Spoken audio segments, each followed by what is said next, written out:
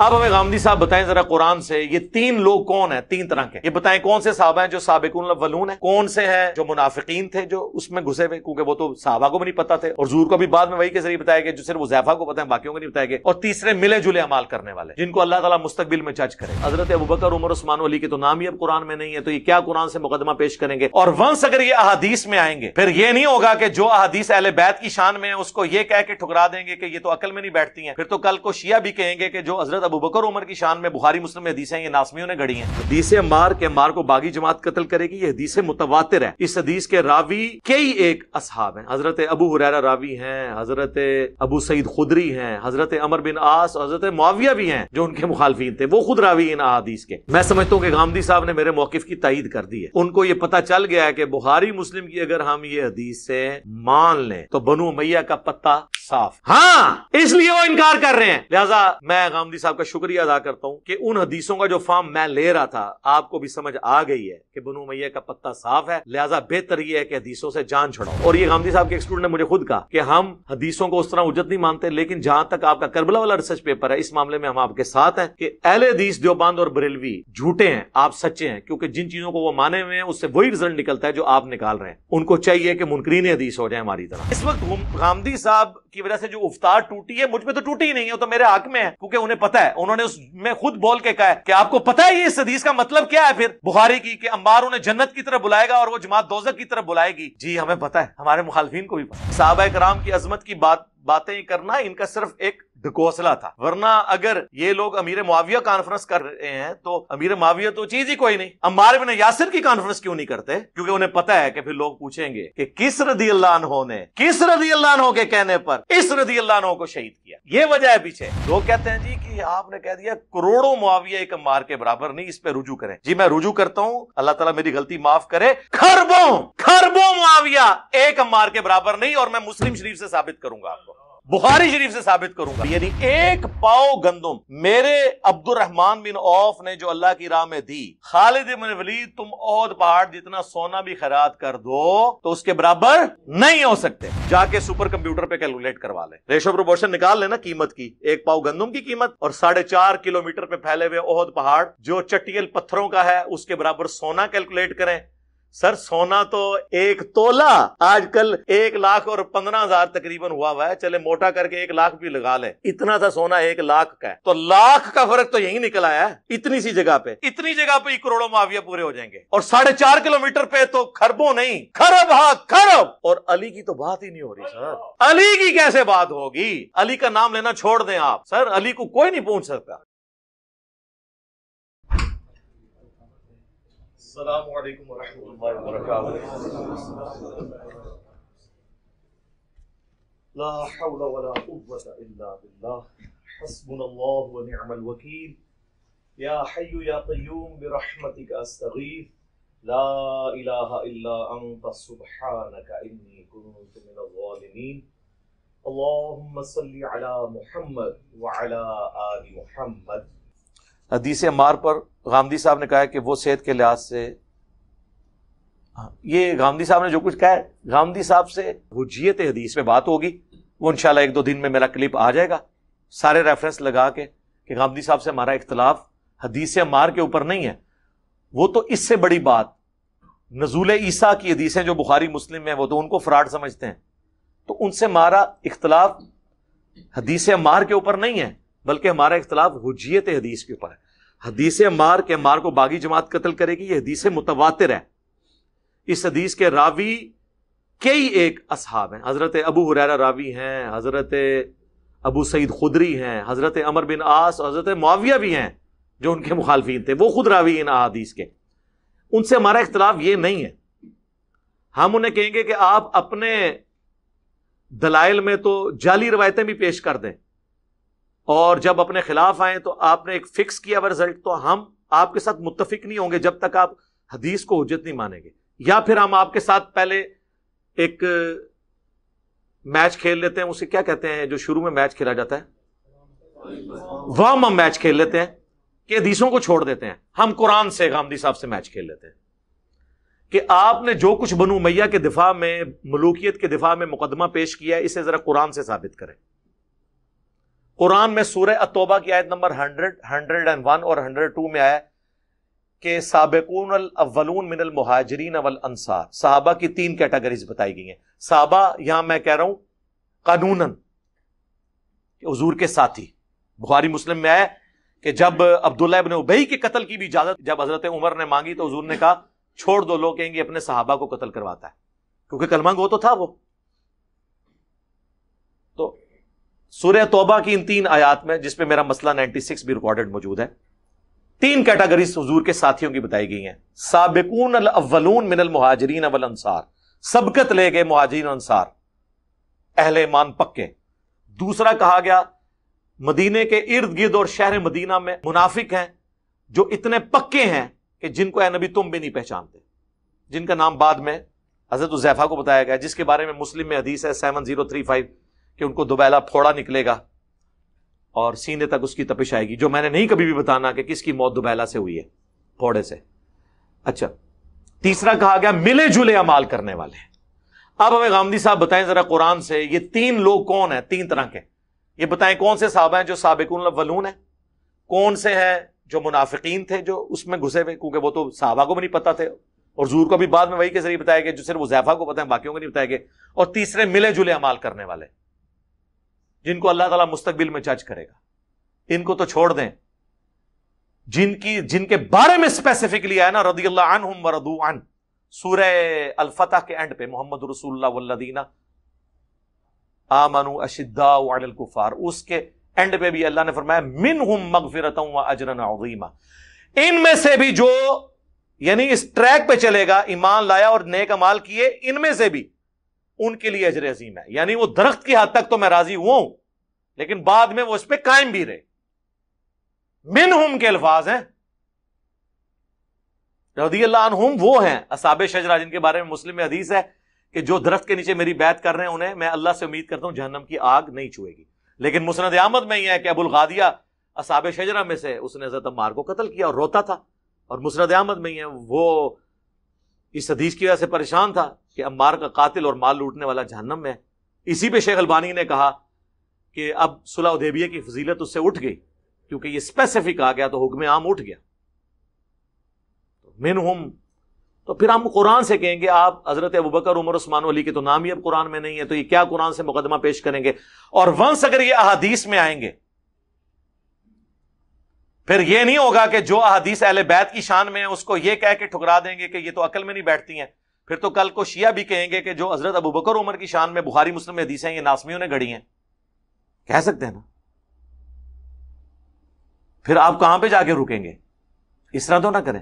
اور کئی تو راوی ایسے ہیں کہ جن کو یہ شیعہ کہہ کے ٹھکراتے ہیں، امام زہری کو جو امام مالک کے استاد تھے، حدیث کے سب سے بڑے امام ہیں، بلکہ اس امت میں آپ کہہ لیں کہ علم حدیث کے بانی ہیں وہ ابن شہاب زہری. ان کی تو حضرت ابوبکر عمر کی شان میں بھی حدیثیں ہیں، بخاری مسلم میں ان کی درجنوں احادیث ہیں.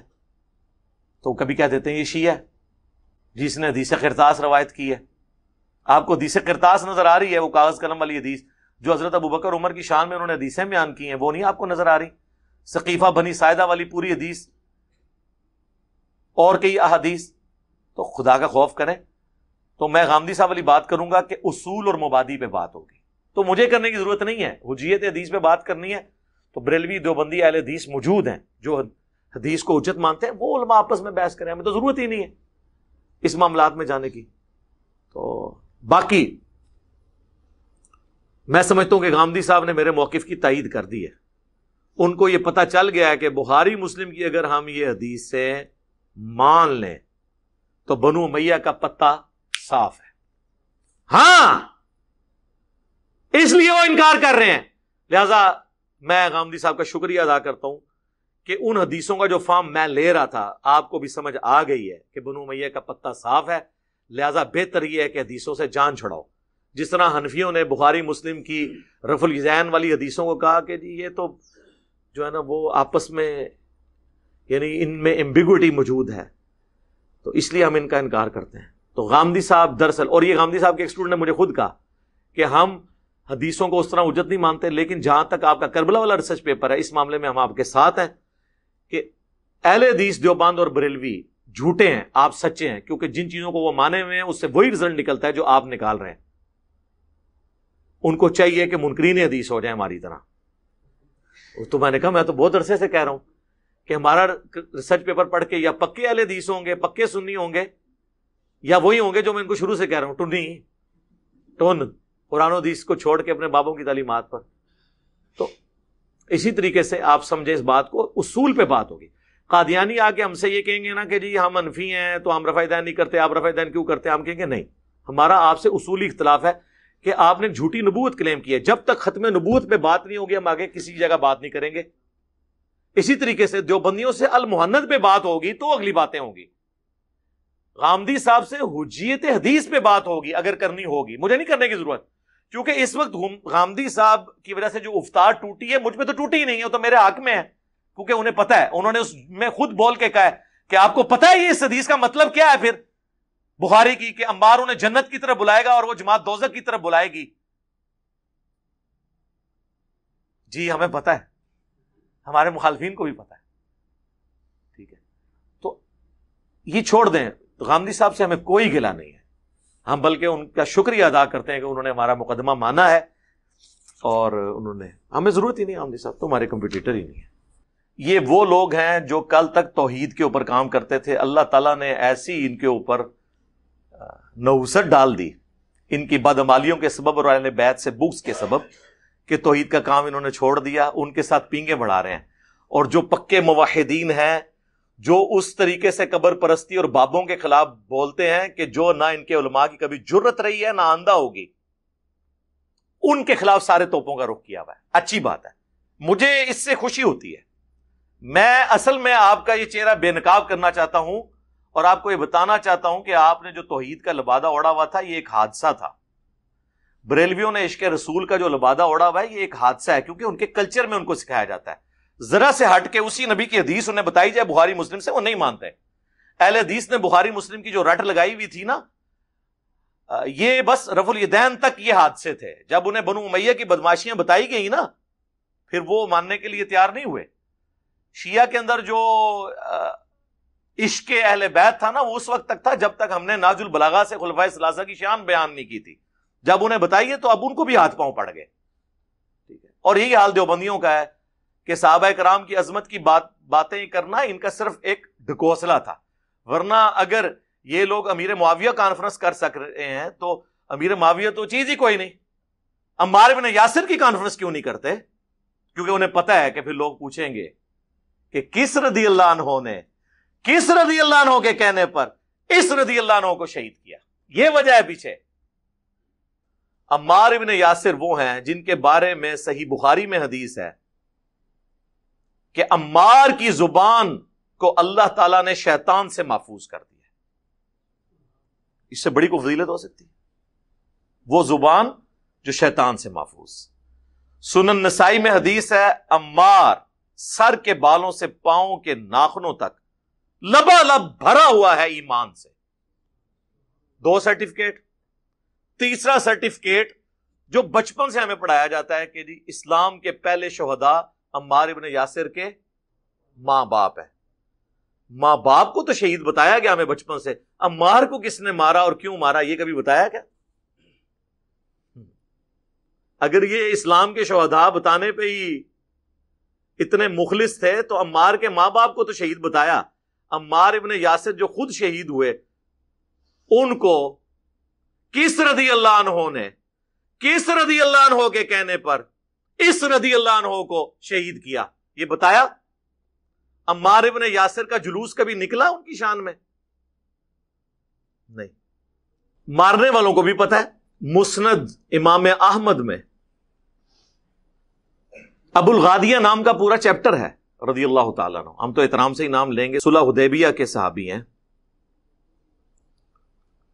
انہوں نے عمار ابن یاسر کو شہید کیا اور پوری زندگی روتے تھے وہ۔ مسند احمد میں تفصیل موجود ہے، کیونکہ مسند احمد میں یہ حدیث ہے کہ عمار کا قاتل اور مال لوٹنے والا جہنم کی آگ میں ہے۔ ابن حجر عسقلانی نے تھوڑی کوشش کی کہ ابو الغادیہ کو بچائیں، اور انہوں نے کہا کہ چونکہ صحیح مسلم میں حدیث ہے کہ جن لوگوں نے میرے ہاتھ پر درخت کے نیچے بیعت کی ہے انہیں آگ نہیں چھوئے گی، تو ابو الغادیہ کو وہ فضیلت کفایت کر جائے گی۔ تو محدث اعظم سعودیہ البانیہ سے جو شیخ ناصر الدین البانی، انہوں نے سلسلہ احادیث صحیحہ میں گرفت کی۔ انہوں نے کہا یہ بہت مشکل تعویل آپ کر رہے ہیں، کیونکہ جہاں پر خاص فتویٰ آ جائے وہاں پر فضیلت عام اٹھ جاتی ہے۔ چونکہ عمار کے قاتل کے لیے خاص یہ بات آ گئی کہ عمار کا قاتل اور مال لوٹنے والا جہنم میں ہے، لہذا اب اس کے اوپر سے عام فضیلت اٹھ جائے گی۔ تو ابو الغادیہ کس کی فوج میں تھا، وہ کون تھا، وہ سب کو پتہ ہے۔ تیسری پارٹی کہاں سے آ گئی؟ جو لوگ کہتے ہیں نا تیسری پارٹی، انہیں کہو پھر ابو الغادیہ کو خارجی کہیں، کبھی بھی نہیں کہہ سکتے، کیونکہ مسند احمد میں ابو الغادیہ کی حدیثیں ہیں نبی علیہ السلام سے، تو نبی علیہ السلام کے صحابی کو تو خارجی نہیں کہہ سکتا۔ تو یہ کہانی کرا رہے ہیں، پرانے زمانے کی کہانی ہے، ہمارے پمفلٹ میں ہر چیز موجود ہے۔ تو بحث بڑی لمبی ہو جائے گی، بڑی دور تک جائے گی، میں صرف اس کو کنکلوڈ کروں جو گفتگو میں کر رہا تھا۔ لوگ کہتے ہیں جی کہ آپ نے کہہ دیا کروڑوں معاویہ ایک عمار کے برابر نہیں، اس پہ رجوع کریں۔ جی میں رجوع کرتا ہوں، اللہ تعالیٰ میری غلطی معاف کرے، خربوں معاویہ ایک عمار کے برابر نہیں، اور میں مسلم شریف سے ثابت کروں گا، آپ کو بخاری شریف سے ثابت کروں گا۔ سنیں، بخاری اور مسلم دونوں میں حدیث ہے، اور مسلم میں تفصیل ہے کہ حضرت خالد بن ولید نے جذبات میں آ کر عبد الرحمن بن عوف کو گالیاں دے دی، اور یہ کیوں گالیاں دی تھی اس کی تفصیل حافظ ابن کثیر نے سورۃ الحدید کی 10 نمبر آیت کے کانٹیکسٹ میں لکھ دی ہے۔ وہ 10 نمبر آیت ہے نا سورۃ الحدید کی، کہ جو فتح مکہ سے پہلے ایمان لے کر آئے اور جو بعد میں وہ برابر نہیں ہو سکتے، اس کی تفسیر میں لے کے آئے، اور کچھ حصہ اس کا صحیح بخاری میں موجود ہے کہ جب خالد بن ولید نے ایک قوم کے اوپر بغیر تحقیق کے چڑھائی کر دی اور انہیں قتل کیا، اور وہاں صحابہ میں اختلاف ہوا، وہ قبائل اجڑ تھے، ان پڑھ تھے، اعرابی تھے، انہوں نے کہا ہم اپنے دین سے پھر گئے، ہم اپنے دین سے پھر گئے، اور اس سے مراد وہ یہ کہہ رہے تھے ہم اپنے بت پرستی کے دین سے پھرے۔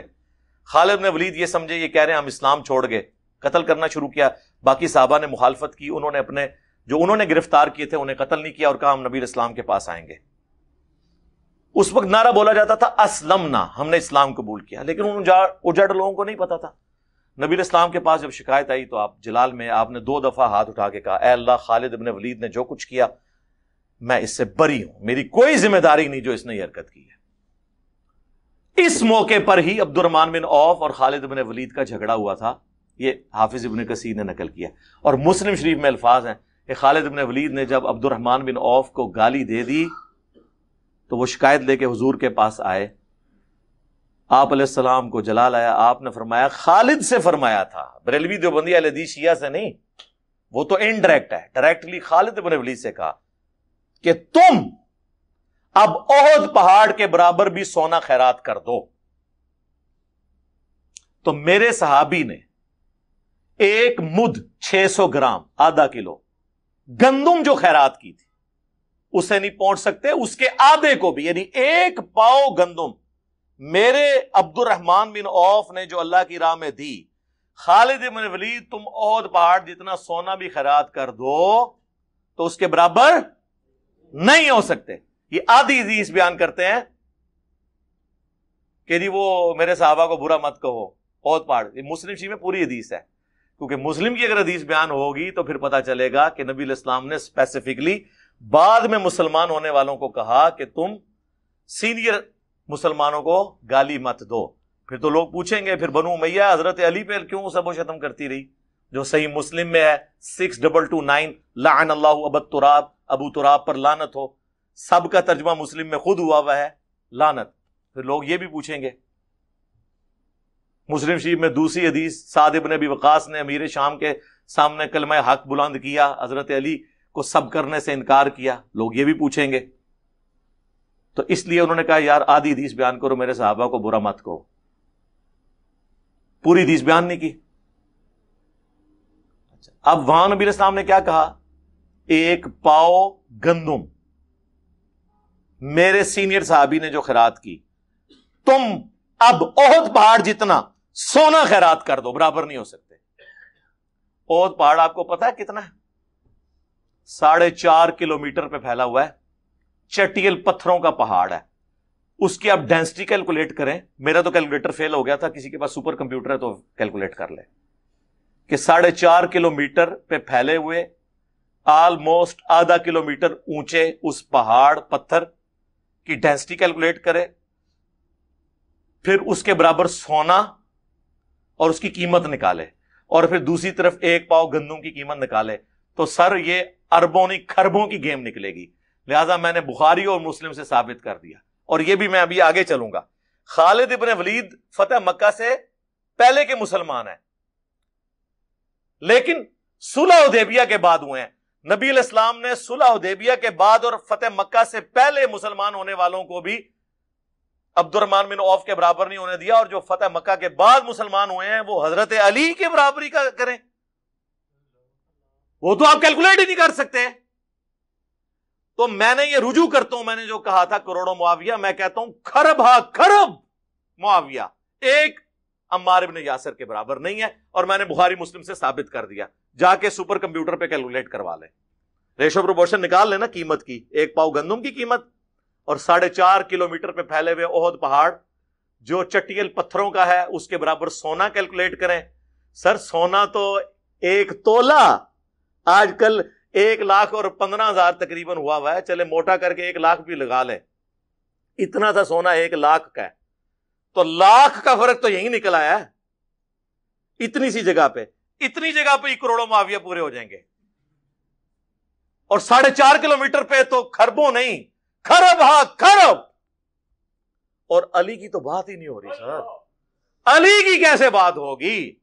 अली का नाम लेना छोड़ दें आप सर, अली को कोई नहीं पहुंच सकता, उनका तो जिक्र ही ना करें।